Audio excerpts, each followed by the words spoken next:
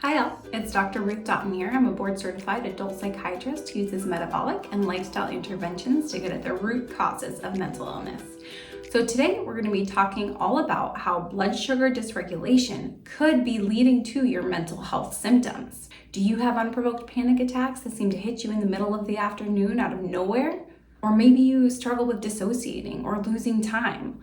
1 minute you're there and then the next you look at the clock and it's 45 minutes later. Or maybe you just start feeling really irritable or tense in the afternoon for no reason. Or maybe out of nowhere you get this overwhelming sense of fatigue or sleepiness. Have you considered the possibility that peaks and crashes in your blood sugar might be contributing to or even causing your mental health symptoms? Let's talk a little bit about what happens after you eat a carbohydrate-rich meal. When you eat a carbohydrate load, your blood glucose or sugar, as demonstrated by the red line in this graph, will naturally increase in response to that carbohydrate load. Now, as the blood sugar level is increasing, your body will start to release insulin, and that insulin is going to tell your cells to take that sugar from your blood and store it in the cells, either to use as energy or to store it as fat if there's no immediate need for the energy.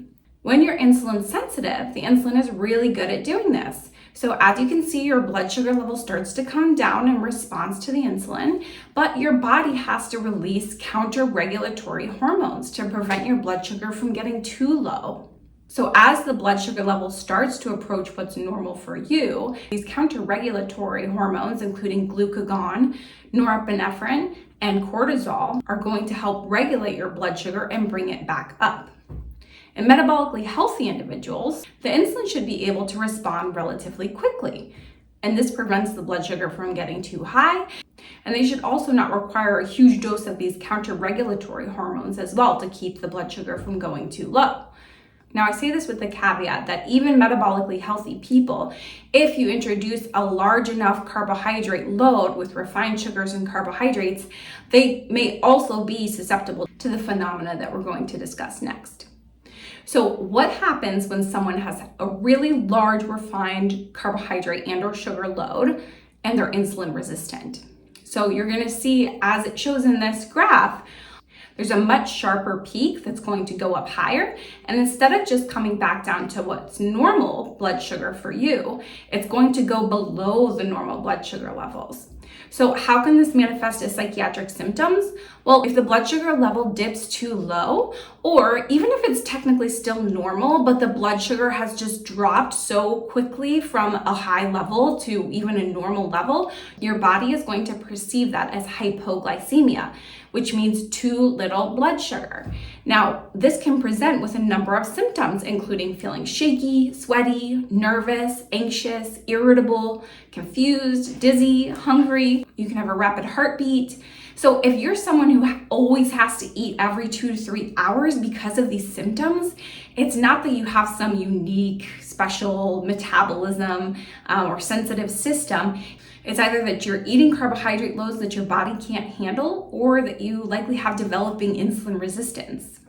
And this means that even if you consume a carbohydrate load that others would be able to tolerate and would be healthy for them, for you, it's too much and your body's perceiving that as eating a gallon of ice cream.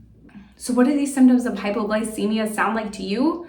Anxiety, rapid heart rate, confusion, nervousness, dizziness. Sounds an awful lot like a panic attack to me. Or for some individuals, the confusion and physical symptoms might trigger a dissociative episode, where they detach from a normal sense of time and reality.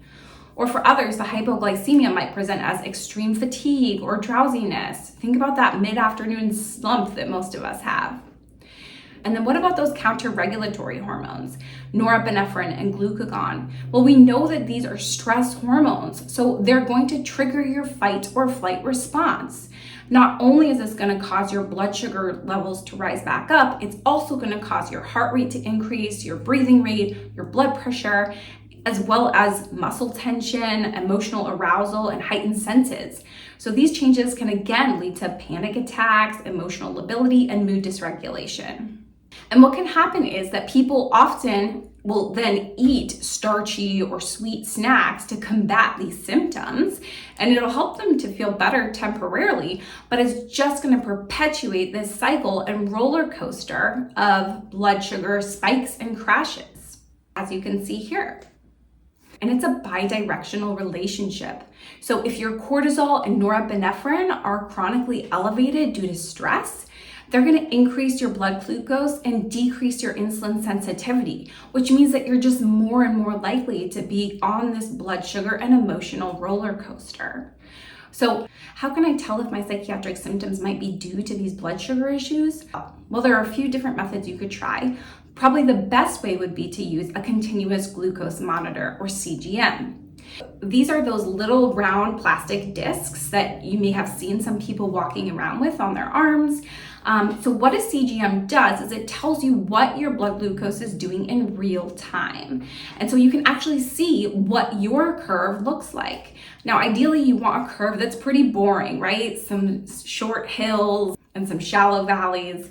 If your curve is looking like the Rocky Mountains, it's really not a good sign.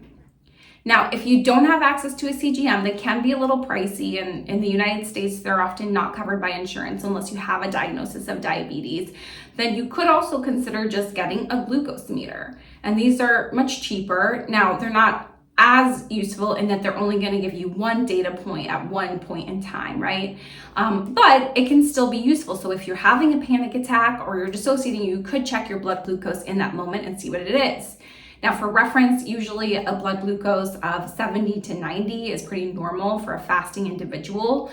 If you've eaten a meal, then a post-meal or post-prandial glucose level of up to like 125, 130 can be pretty normal. Now, if your blood glucose is going much above that and staying above that, then that can be concerning. And if your blood glucose is over 200, that can get you a diagnosis of diabetes.